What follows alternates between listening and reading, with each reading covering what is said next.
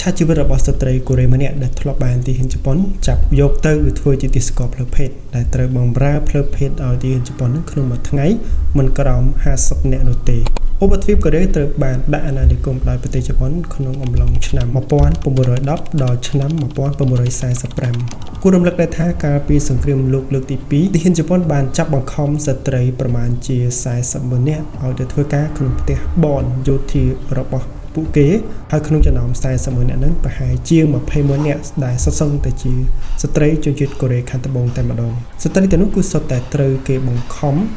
គេពង្រត់ឬក៏គេបោកប្រាស់ដើម្បីឲ្យទៅធ្វើការនៅក្នុងផ្ទះបនយោធារបស់ពួកគេក្នុងអំឡុងសង្គ្រាមលោកដែលកើតឡើងនៅប៉ាស៊ីហ្វិកហើយនៅក្នុងនោះក៏មានស្ត្រីជនជាតិកូរ៉េម្នាក់ដែលគាត់មានឈ្មោះថាលីយ៉ុងសូបន្ទាប់ពីនេះគាត់មានវ័យប្រហែលជា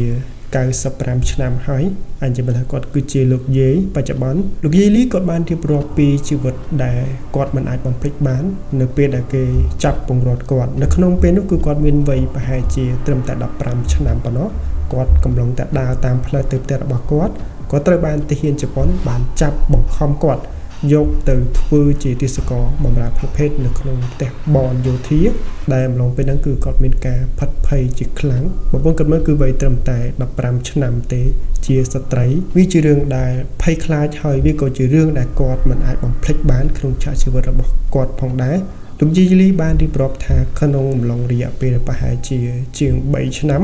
គាត់ត្រូវទទួលទាហានជប៉ុនឬក៏បម្រើផ្លូវភេទឲ្យទាហានជប៉ុនហ្នឹងគឺមិនក្រោម50នាក់ទេក្នុងមួយថ្ងៃវាជាការចងចាំដ៏អាក្រក់បំផុតមួយក្នុងឆាកជីវិតរបស់គាត់ក៏ដូចជាប្រជាជនកូរ៉េខាងត្បូងទាំងមូលតែម្ដងហើយមិនឆ្ងល់ទេថាហេតុអីបានជាប្រជាជនកូរ៉េខាងត្បូងគាត់ស្អប់ជនជាតិជប៉ុនគឺដោយសារតែមូលហេតុដែលជនជាតិជប៉ុនធ្លាប់បានដាក់អាណានិគមលើប្រទេសគាត់ហើយរឿងដែលគាត់មិនអាចបំភ្លេចបានគឺទាហានជប៉ុននឹងតែម្ដងគឺបានចាប់បង្ខំស្ត្រីជនជាតិកូរ៉េរបស់ពួកគាត់យកទៅបម្រើផ្លូវភេទនេះគឺជាមូលហេតុដែលជនជាតិកូរ៉េខាងត្បូង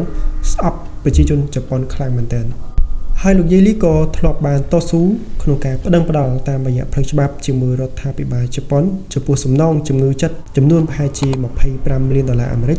លើការរំលោភបំពានផ្លូវភេទពីសំណាក់ទាហានជប៉ុនទាំងអស់នោះមកលើរូបគាត់កាលកំឡុងសង្គ្រាមលោកលើកទី2នឹងឯងហើយនៅថ្ងៃទី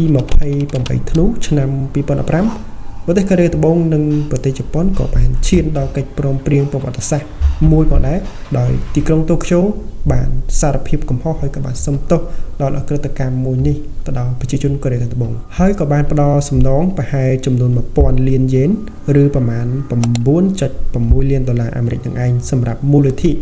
ជួយទ្រទ្រង់ផ្ដល់ជាសំណងដល់ជនរងគ្រោះដែលនៅរស់រានមានជីវិតហើយបញ្ជាក់ផងដែរសម្រាប់ជនរងគ្រោះដែលគាត់នៅរស់រានមានជីវិតជាង20,000នាក់ហ្នឹង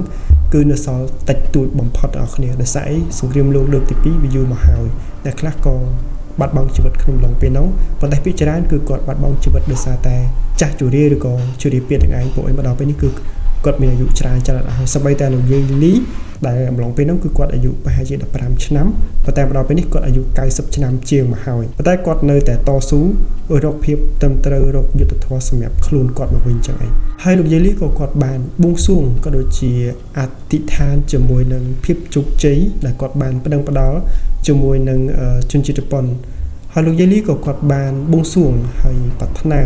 ឲ្យជនរងគ្រោះដែលជាជនជាតិគាត់ក៏ដូចជាជនជាតិផ្សេងៗទាំងអស់បានទទួលបាននៅយុត្តិធម៌ឲ្យបានដឹងឮដែលប្រទេសជប៉ុនគាត់បានសុំទោសជាមួយនឹងកំហុសឆ្គងទាំងអស់នេះដែលបានកើតឡើង